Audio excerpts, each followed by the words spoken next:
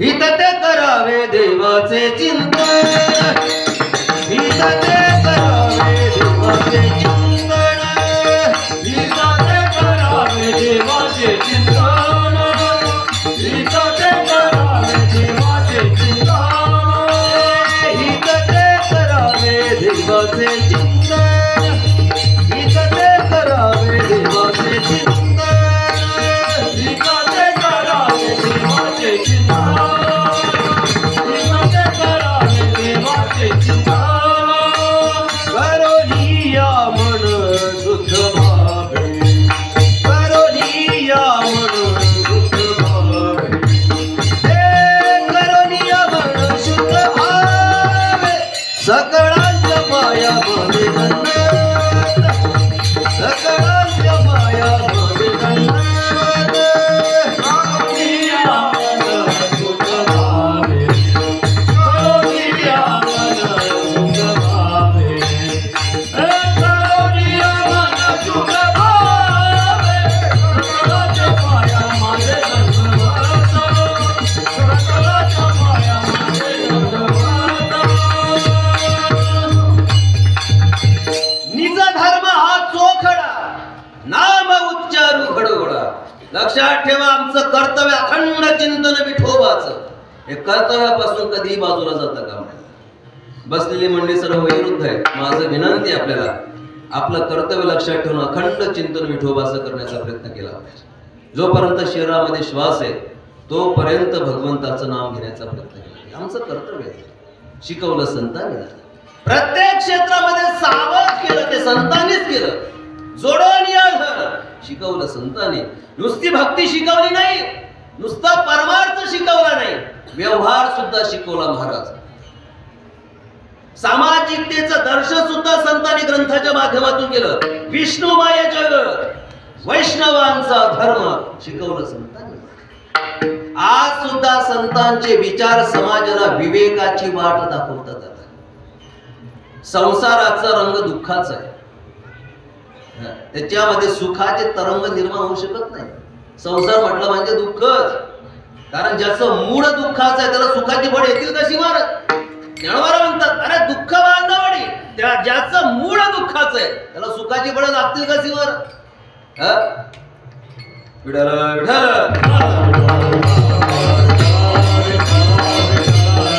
संसाराचा रंग हा दुःखाचा आहे, त्यामध्ये आनंदाचे तरंग निर्माण होऊ शकत नाही. आनंदाचे तरंग जर जीवनामध्ये निर्माण करायचे असतील तर आनंदाच्या डोहामध्ये उडी मारावी लागते. आणि आनंदाचा डोह कोणता असेल तर ते संत महाराज.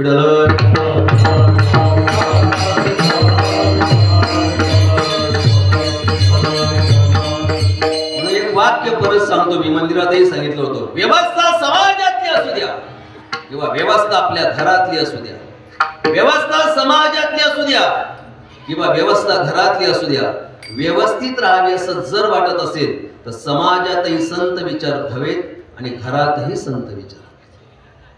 आज जीवनामध्ये अस्थिरता निर्माण करणारी कितीतरी साध्य तुमच्या जवळ आहे. किती अस्थिरता निर्माण करतात. स्थिरता प्राप्त करून देणारे फक्त आणि फक्त संतांचीच विचार आहेत.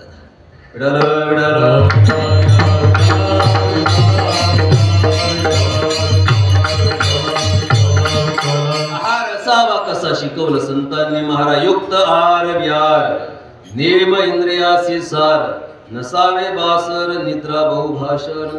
एक वाक्य एक जाताना प्रमाण सोबत घेऊन जा. आर्ट ऑफ लिव्हिंग माहित आहे तुम्हाला, रविशंकर यांचा संप्रदाय. आर्ट ऑफ लिव्हिंग म्हणजे जीवन जगण्याची कला. माझं तुकोबारायांचे प्रमाण घरामध्ये करून ठेवा. घरामध्ये तरुण असतील तरुणाला हा तुकोबारायांचे प्रमाण द्या. अतिशय गोड प्रमाण आहे महाराज, की तुकोबाराने एका चरणामध्ये जीवन जगण्याची कला सांगितली महाराज. जीवन जगण्याची कला तुकोबाराने एका प्रमाणामध्ये सांगितली. जनमित्र होई सकळांचा, अशुभना बोलावी वाचा, संगन धरावा दुर्जनाचा, करी संतांचा सायास. जीवन जगण्याची कला एका प्रमाणामध्ये.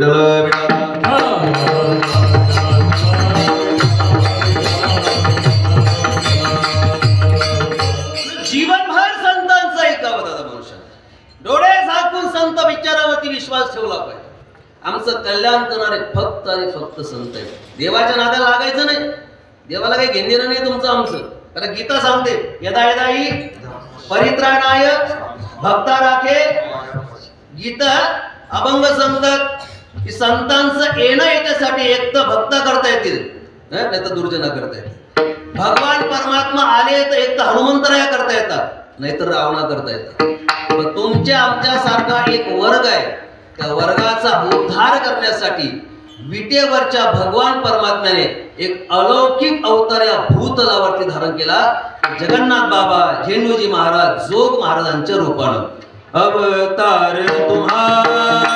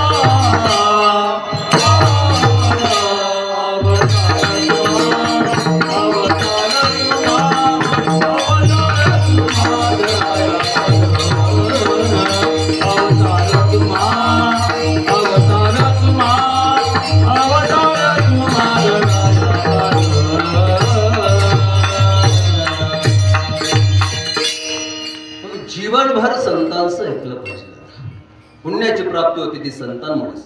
पापाचा नाश होतो तो संतांमुळे झाला. ओम पूर्णमद पूर्णमिदं पूर्णात् पूर्णमुदच्यते पूर्णस्य पूर्णमादाय पूर्णमेवावशिष्यते. भगवत प्राप्तीमध्ये जीवाची पूर्णता आहे आणि त्या भगवत प्राप्तीचं ज्ञान कोण करून देतात तर ते संत. शिकवलं संतांनी झालं, वेळोवेळी जागवलं प्रत्येक क्षेत्रामध्ये. कुठलं क्षेत्र सोडलं नाही संतांनी महाराज. प्रत्येक क्षेत्रामध्ये महाराज संगतीच्या मनुष्याच्या जीवनावरती होणारे चांगले आणि वाईट परिणाम याविषयी सुद्धा मार्गदर्शन संतांनी केलं. म्हणून आमचे गुलेबाबा सांगतात जीवनामध्ये कुठलाही प्रश्न निर्माण होऊ द्या त्याचं उत्तर तुम्हाला गाथ्यामध्ये आणि ज्ञानेश्वरीमध्ये मिळेल.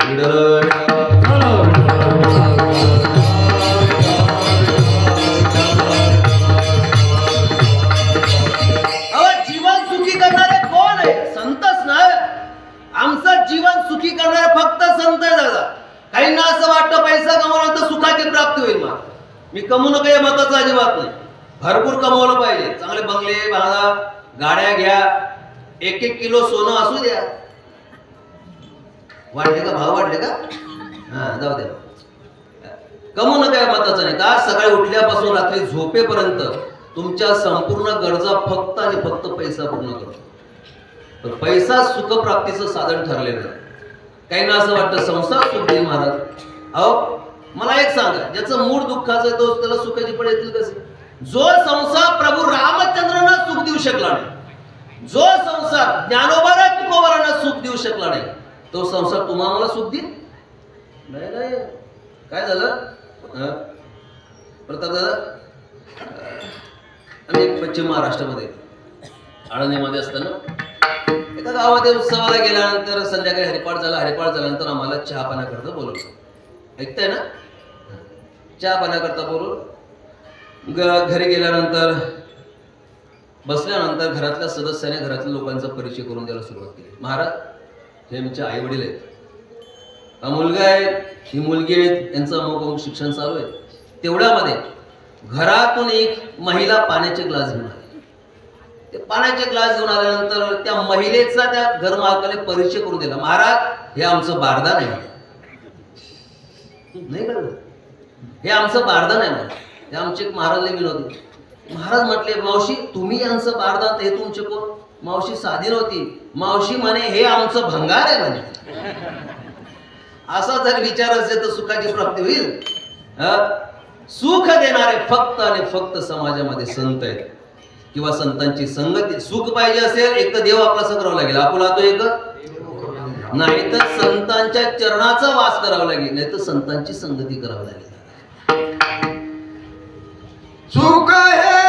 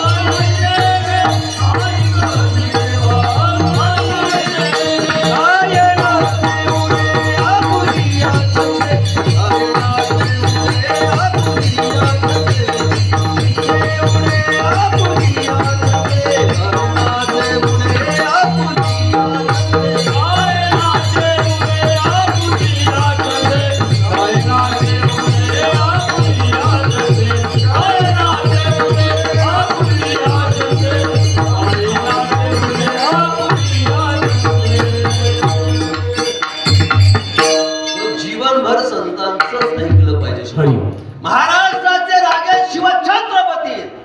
जर महाराष्ट्राचा कारभार सांभाळत असताना वेळातला वेळ काढून जगद्गुरु तुकोबारांचं कीर्तन श्रवण करत असतील तर कंडारी मधल्या प्रत्येक तरुणाने जो महाराजांना डोक्यावरती घेऊन असतो त्या प्रत्येक तरुणाने कीर्तनाची अध्यात्माची परंपरा या महाराष्ट्रामध्ये का जोपासतो. मला खूप छान वाटलं महाराज राष्ट्रगौरव महाराणा प्रतापांचं तुम्ही स्मारक बांधताय गावातल्या तरुण. पण विनंती असेल या देशामध्ये ज्या ज्या महापुरुषांचा इतिहास सुवर्ण अक्षरांनी कोरला गेला त्या प्रत्येक व्यक्तीच्या पाठीमागे अध्यात्माचा वसा होता, परमार्थाचा वसा. याचा विचार कंडारी मधल्या प्रत्येक तरुणाने केला पाहिजे. महाराष्ट्राचे राजे जर महाराष्ट्राचा कारभार सांभाळतायत, वेळातला वेळ काढून जर अध्यात्माची कीर्तनाची परंपरा या महाराष्ट्रामध्ये जोपासत असतील तर कंडारी मधल्या प्रत्येक तरुणाने कीर्तनाची अध्यात्माची परंपरा का जोपासू नये. Point to be noted.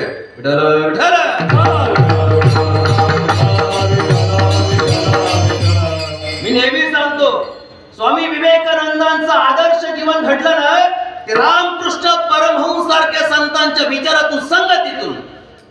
महाराष्ट्राचं दैवत आहे छत्रपती शिवाजी महाराज. आदर्श जीवन घडलं ना ते जगद्गुरु तुकोबारांच्या विचारातून संगतीतून दादा.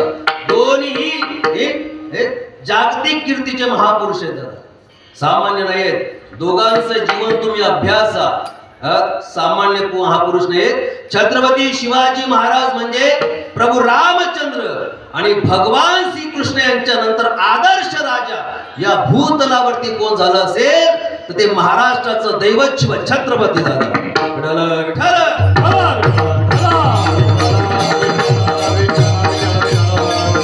दोघांचाही जीवन अभ्यासा. अध्यात्माची परंपरा दोघांनी जोपासलेली. म्हणून संत विचाराचा वसा गावातल्या प्रत्येक तरुणामध्ये असला पाहिजे. सध्या अस्थिरता निर्माण करणारी कितीतरी साधने आपण स्थिरता प्राप्त करून देत नाही. स्थिरता प्राप्त करून देणार फक्त आणि फक्त एवढंच साधन आहे. विडल विडल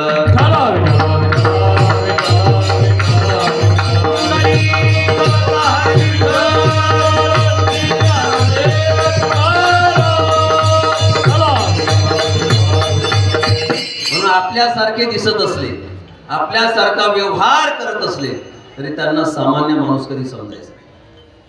जगन्नाथ बाबा असतील, धनजी बाबा असतील, झेंडूजी महाराज असतील, सद्गुरु जोग महाराज, नथसिंग बाबा, मोठे बाबा आपल्यासारखे दिसायचे, आपल्यासारखाच व्यवहार करायचे. पण त्यांच्यामध्ये आणि आपल्यामध्ये फार मोठा फरक आहे. त्यांनी संपूर्ण जीवन समाजाच्या कल्याणासाठी, भगवत प्राप्तीसाठी समर्पित केलं. आपल्याकडे ते शक्य नाही. बसलेली मंडळी जाणतात, एखादा दगड असेल, त्या दगडाची पिंड घडवल्यानंतर त्याची मूर्ती प्राणप्रतिष्ठा केल्यानंतर त्या पिंडीला तुम्ही दगड म्हणता नंतर नाही म्हणत. अहो, अनेक नद्यांचा मिळून समुद्र होतोय, त्या समुद्राला तुम्ही नदी म्हणता नंतर समुद्राला नाही. तसं आपल्यासारखे दिसत असले, आपल्यासारखा व्यवहार करत असले तरी त्यांना सामान्य माणूस म्हणता येत नाही. प्रमाण सांगतो, समुद्र नदी नव्हे पैग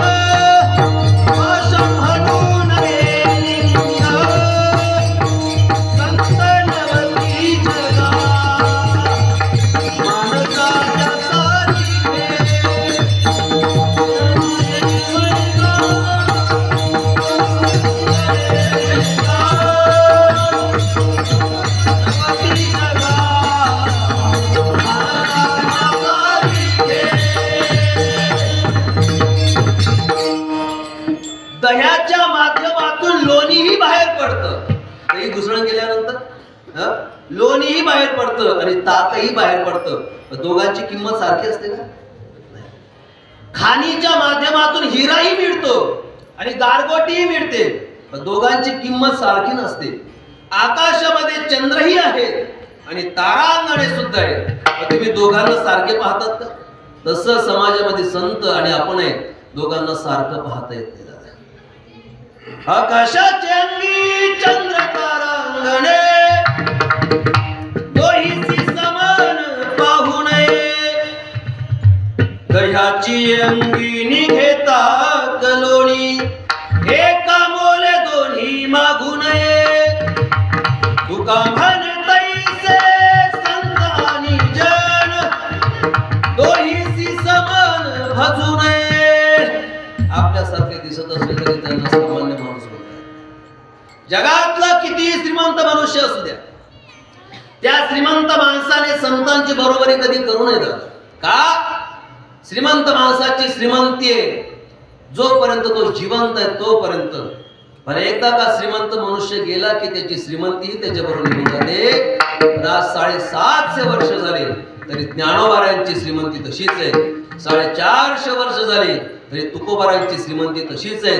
350 वर्ष झाले शिवरायांना, आज सुद्धा श्रीमंती तशीच आहे.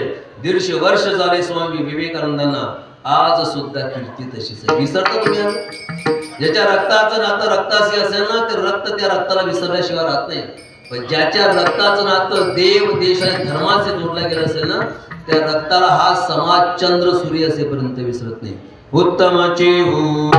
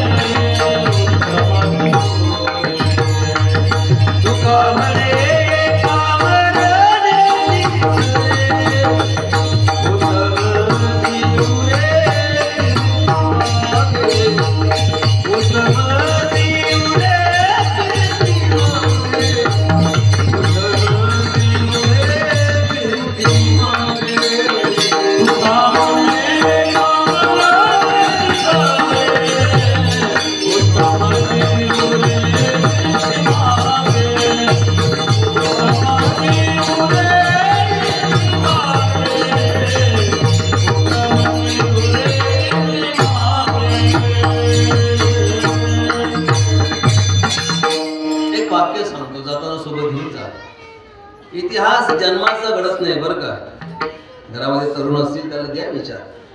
इतिहास जन्माचा घडत नाही, इतिहास मरणाचाही घडत नसतो. बरं, इतिहास जन्माचा घडत नाही, इतिहास मरणाचा घडत नाही, इतिहास चांगलं जीवन जगण्याचा. एक गोड एक 18 पुराण आहेत आणि एक नवीन पुराण लॉन्च झालेलं आहे. नवीन पुराण सांगू का कोणतं? त्या नवीन पुराणामध्ये एक वाक्य आहे, एक नवीन पुराण आलेलं आहे, प्रत्येकाला ओळखते. व्हॉट्सअप पुराण, व्हॉट्सअप पुराण. त्याच्यामध्ये एक गोड वाक्य आहे, बसताना असं बसावं, ज्याला दिसेल त्यांना रामराम केला पाहिजे. चालताना असं चालावं, ज्याला दिसेल त्यांना रामराम केला पाहिजे. बसताना असं बसावं की 10 माणसं जवळ आली पाहिजे. पण जीवनातला शेवट इतका गोड व्हावा ज्याला कळेल त्याच्या डोळ्यातून अश्रूच्या धारा. देश सेवा, समाजसेवा, परमार्थाच्या माध्यमातून सुद्धा तरुणाचा काळ जाणारच आहे. वाईट संगती, वाईट विचारांच्या व्यसनाच्या माध्यमातूनही तरुणाचा काळ जाणार आहे. देश सेवा, समाजसेवा, परमार्थाच्या परोपकाराच्या माध्यमातून जर आजच्या तरुणाचा काळ गेला तर तो सार्थकी लागतो. पण नको त्या विचारांच्या माध्यमातून, वाईट संगतीच्या व्यसनाच्या माध्यमातून जर आजच्या तरुणाचा काळ गेला तर तो निरर्थक जातो. गावातल्या पाटलाकडे पंगत होती, 12 वाजले, लोक म्हणायला लागले पाटील आवरा, भुका लागल्यात ना. सर्व स्वयंपाक तयार झाला, पंक्ती बसल्यात, सगळे पदार्थ वाढले. वाढल्यानंतर लोक विचारतात पाटील बसायचं का जेवायला? पाटील म्हणतात थांबव, तू पडायचं राहिलं. धर्मपत्नीला आवाज दिला, अगं अलमारीमध्ये तुपाची वाटी आहे, थोडी वाटी घेऊन. थंडीचे दिवस होते, तूप गोठलेलं होतं. धर्मपत्नी ती तुपाची वाटी घेतली अलमारीतली आणि चुलीतले निखारे बाजूला काढले, त्यावरती ठेवली. ठेवल्यानंतर लोक विचारतात पाटील लवकर आणा, भुका लागल्यात, वेळ होत चालले. पाटलाला आवाज दिला, अगं लवकर तुपाची वाटी घेऊन ये. पाटलाचा आवाज ऐकला महाराज, तुम्ही लोकांचा आवाज, तो आवाज भारदस्त आवाज ऐकल्यानंतर पाटलाची पत्नी घाबरली. तिनं काय केलं, हातात काही न घेता ती तुपाची वाटी उचलण्याचा प्रयत्न केला. आता खरं सांगा, तुपाची वाटी स्टीलची होती, तापली होती. उचलता बरोबर चटका लागला, तुपाची वाटी खाली पडली, सगळं तूप चुलीमध्ये पडलं. तूप येत का नाही म्हणून पाटील आतमध्ये येऊन पाहतात, सगळं तूप चुलीमध्ये पडलेलं दिसलं. पाटील डोक्याला हात लावतात, पण पाटलाची पत्नी काही हुशार, पत्नी हुशार असली पाहिजे. पाटलाची पत्नी म्हणते मालक एवढा काय विचार करता तुम्ही? अहो सांडलं तर सांडलं, एवढा काय विचार करतात? मालक पंक्तीमध्ये तूप वाढल्यानंतर सुद्धा वाटी रिकामी झालीच असती, पण तिथं न होता ते चुलीमध्ये सांडली म्हणून झाली, त्यात काय एवढा विचार करायला? पाटलानं दिलेले उत्तर खूप छान आहे, जाताना सोबत घेऊन जा. पाटील म्हणतात नातवंड असते घरामध्ये, त्याला सांगा बाबा विचार दे. पाटील म्हणतात तुझं म्हणणं बरोबर आहे, पंक्तीमध्ये तूप वाढल्यानंतर सुद्धा वाटी रिकामी झाली असती, पण तिथं न होता ते चुलीमध्ये सांडल्यानंतर झाली. पाटील म्हणतात ऐक ना, पंक्तीमध्ये तूप वाढल्यानंतर जर वाटी रिकामी झाली असती, ते तूप पोटामध्ये गेलं असतं, तूप सार्थकी लागलं असतं, तूप चुलीमध्ये पडलं, सगळं निरर्थक झालं. तसं देश सेवा, समाजसेवा, परमार्थाच्या परोपकाराच्या माध्यमातून जर आजच्या तरुणाचा काळ गेला तर पंक्तीत वाढलेल्या तुपासारखा सार्थकी ठरेल. पण वाईट संगती, वाईट विचारांच्या व्यसनाच्या माध्यमातून जर तरुणाचा काळ गेला तर चुलीत पडलेल्या तुपासारखा निरर्थक ठरेल.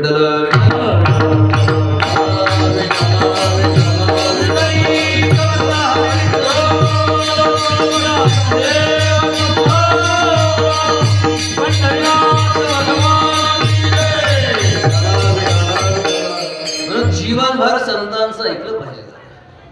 ते म्हणतात संत कुठे आहेत? ज्ञानेश्वरीच्या रूपानं सुद्धा ज्ञानोबर आहे, गाथ्याच्या रूपानं सुद्धा तुकोबर आहे. श्री गुरु चैतन्य महाराजांचं गोड वाक्य लक्षात ठेवा, प्रत्येक घरामध्ये ज्ञानेश्वरीचं चिंतन, गाथ्याचं चिंतन झालं पाहिजे. माझं नीट वाक्य आहे का? सामान्य नाही दादा संत. लोक म्हणतात संतांनी समाज आळसी केला, नाही हो, संतांनी समाज कार्य तत्पर केला जातं. आपण त्यांना विचार कुठलं प्रमाण पाठ आहे तुमच्या, ते एकच प्रमाण सांगतात, ठेविल्यावर म्हणते एकच प्रमाण पाठ असतं. नाही, तुम्हाला सांगू का, देशातला पहिला सहकारी कारखाना कसा उभा राहिला? अहमदनगर जिल्ह्यामध्ये राहता नावाचा तालुका आहे, लोणी नावाचं गाव आहे, पद्मश्री डॉक्टर विठ्ठलराव विखे पाटील यांच्या द्वारा पहिला सहकारी कारखाना उभा राहिला. पण कसा उभा राहिला ऐका. संत किती महत्वाचे, संतांचे विचार किती महत्वाचे, संतांचे अभंग बरं का प्रताप दादा किती महत्वाचे. आज सुद्धा विवेकाची वाट दाखवतात, चैतन्याची वाट दाखवतात, चैतन्य निर्माण करतात अंतःकरणामध्ये, चैतन्याचं चांदणं निर्माण करतात अंतःकरणामध्ये. कसा देशातला पहिला कारखाना उभा राहिला ऐका. पद्मश्री विठ्ठलराव विखे पाटील रोज गाथ्याचं पारायण करायचं, रोज गाथा बरं का महाराज, रोज गाथ्याचं पारायण करायचं. एक दिवस त्यांच्या नजरेपुढून अभंग गेला, एका सहाय्य करू अवघे धरू सुपंत. या एका अभंगाने देशातला पहिला सहकारी कारखाना